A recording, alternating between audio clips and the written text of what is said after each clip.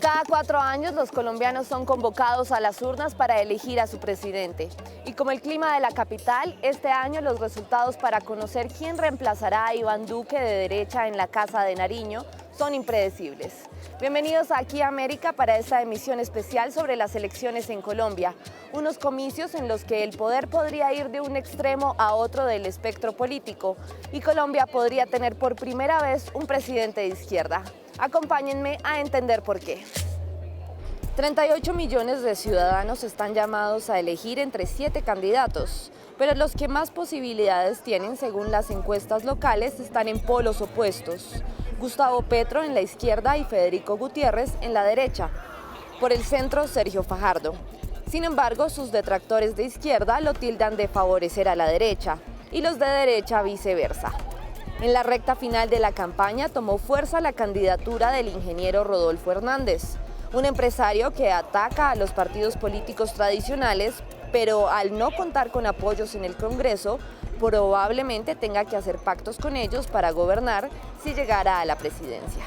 La polarización en el país llega casi 6 años después de que el gobierno colombiano, entonces a la cabeza de Juan Manuel Santos, firmara un acuerdo de paz con la guerrilla de izquierda de las FARC. El histórico acuerdo negociado en La Habana, Cuba, terminó con una guerra de más de 50 años y convirtió a uno de los movimientos guerrilleros más antiguos del continente en un partido político. Hoy, Paola Ramírez está a punto de convertirse en abogada y hace parte del Partido Comunes, el partido político nacido tras la desmovilización. El tema de la justicia social para mí fue imperante, ¿no? Uno salía y veía todo el tiempo una cantidad de situaciones de desigualdad horribles, sobre todo en el campo colombiano. Entonces, en la universidad, tuve la oportunidad de hacer recorridos por el país y demás y ver lo que tenían que vivir los campesinos, las comunidades en unas situaciones supremamente precarias. Entonces, ya allí, en la universidad, hay, cercanías y presencia de algunas organizaciones que lograron hacer, logré hacer el puente con las FARC en ese momento y como te digo, me vinculé al trabajo del entonces partido clandestino. ¿Cómo ves tú hoy el proceso, el acuerdo de paz está amenazado? Sí, mira, lo que pasa es que a nosotros nos tocó una situación sui generis y fue implementar el acuerdo de paz con un gobierno que no creía en el acuerdo de paz. Un gobierno que lo primero que dijo es que iba a hacer trizas el acuerdo y en ese contexto nos tocó implementarlo. Los retos se cuentan desafortunadamente hoy en muertos. ¿Sí?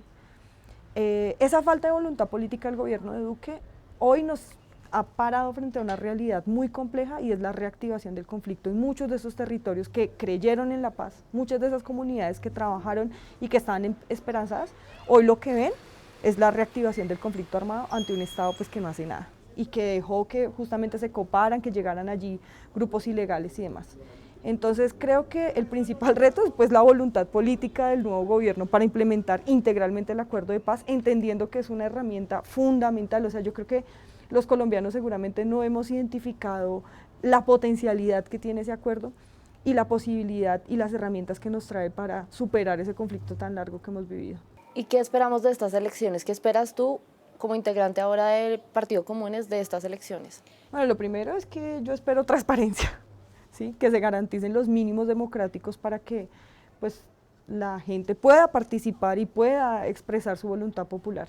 Y la transparencia también implica conocimiento, que identifiquemos las propuestas y que la gente reconozca que hay candidatos que hoy lamentablemente están absolutamente en contra de la paz. Así no lo digan textualmente, pero hoy tenemos candidatos que no se van a comprometer con el acuerdo de paz, que de lo que están hablando es de continuidad, pero incluso de negación de derechos fundamentales.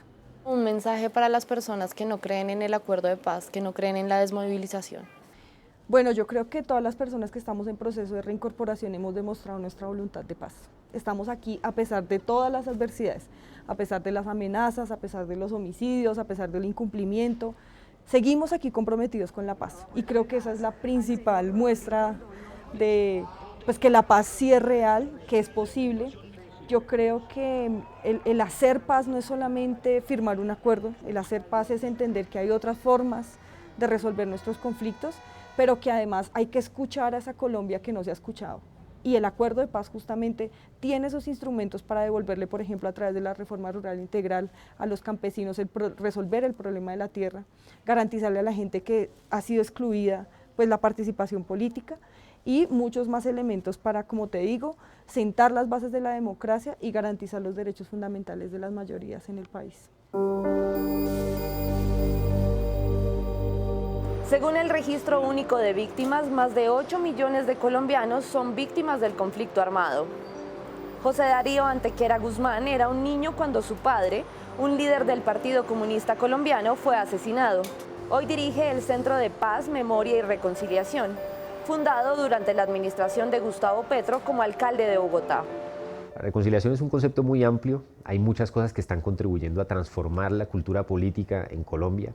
Algunas pueden ser vistas por parte de muchos actores de la sociedad como contrarias a la reconciliación, pero en realidad van en la dirección correcta porque van en la dirección correcta de la democracia. Cuando la sociedad se moviliza, cuando la sociedad expresa su repudio frente a las violaciones a los derechos humanos, hay un aumento de las posibilidades de que en Colombia haya alternancia del poder, hay un aumento de las posibilidades de que en Colombia haya participación política de excombatientes, de que haya fin de la justificación que a veces se expresa en muchos espacios públicos de las violaciones a los derechos humanos. Implica también que a partir del acuerdo de paz la sociedad colombiana sobre todo ha tenido mayor posibilidad de participar políticamente. Lo que hemos visto a partir del acuerdo de paz es que después del acuerdo en 2016, en las elecciones de 2018, hubo un aumento no tanto de la participación electoral en sí, pero sí efectivamente de muchas personas dispuestas a votar por lo que nunca se había podido votar en Colombia, que eran opciones alternativas estigmatizadas como opciones que estaban o que eran favorables a las FARC en particular. Hemos visto después una participación masiva en la consulta anticorrupción, una participación que seguramente va a ser masiva también en estas elecciones en torno a las opciones alternativas, y eso significa un quiebre de la estigmatización que en Colombia impidió que durante años se pudiese votar por opciones de izquierda, progresistas, a partir del acuerdo de paz. Y tú precisamente fuiste víctima también de esa estigmatización de alguna manera. ¿Cuál esperas que sea el legado para tu familia? Creo que a hoy el legado para nuestra familia más bien es desde nuestra familia, un legado de compromiso con la solución política del conflicto y con la búsqueda de democracia en el país. Ese es nuestro compromiso actual.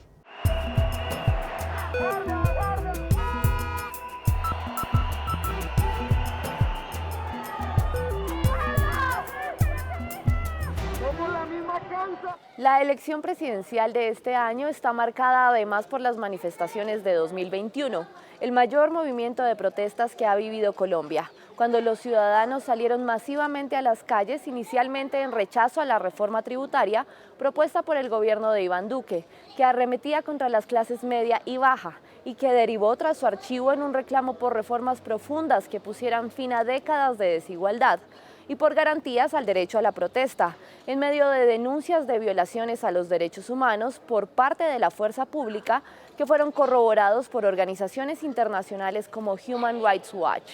La ciudad de Cali, en el suroccidente del país, fue el epicentro de estas manifestaciones y los jóvenes fueron los protagonistas.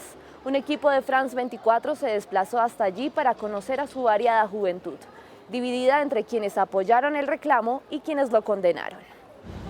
Bueno, este es Puerto Resistencia, uno de los puntos más emblemáticos del estallido social. Mayra fue parte de las protestas más grandes de la historia reciente de Colombia. En 2021, Cali, la tercera ciudad del país, quedó paralizada 3 meses. Este es el escudo de Marihuanita, un compañero que fue aparentemente víctima de una golpiza policial y murió después de estar 15 días en coma en cuidados intensivos. Al menos 44 jóvenes murieron. La violencia es recurrente en Cali. También la desigualdad. El 65% de jóvenes vive en barrios pobres. El paro les unió. Queremos cambiar. Hola, ¿cómo estás? Pero este año Mayra cambia la capucha por las urnas. Apostará por el candidato de izquierda Gustavo Petro. Como 3 millones de jóvenes, votará por primera vez. La hija de Petro, Sofía, ha estado haciendo campaña apartidista para incentivar el voto. Es muy importante los jóvenes como tú que se han dado cuenta y han dado este paso de que la protesta también es en las urnas. Estamos necesitando que nos ayude una persona como tú, joven, pilosa, entregada. A sus 23 años, Carlos combina tareas. Tiene una pequeña empresa, es practicante en una multinacional y está convencido de votar por Federico Gutiérrez, el candidato de la derecha. Y no necesitamos ideas locas, populistas, imposibles para engañar a la gente. Carlos es de un barrio acomodado de Cali. Su stock de carnes se vio afectado durante las protestas, cuando la ciudad quedó aislada por el bloqueo de vías. Aquí te traigo unas muestras, si querés las abrimos aquí. Considera que en lugar de destruir, hay que incentivar la economía. Sí, sucesivamente es una cadena que creo que nace de las personas que emprenden a querer hacer un mejor país. Siempre firmes, que no entren y arriba. Pero en Colombia, 6 de cada 10 jóvenes no confía en las instituciones, por lo que para muchos la abstención es la opción favorita. Es el caso de Diego. No va a ir a votar el 29 de mayo. Me parece más importante salir a entrenar, trabajar de mi oficio y pues así vivo mejor y sin preocuparme de política o algo así. Una nueva generación en la que cada uno a su manera quiere dejar atrás los traumas de la convulsa historia de Colombia.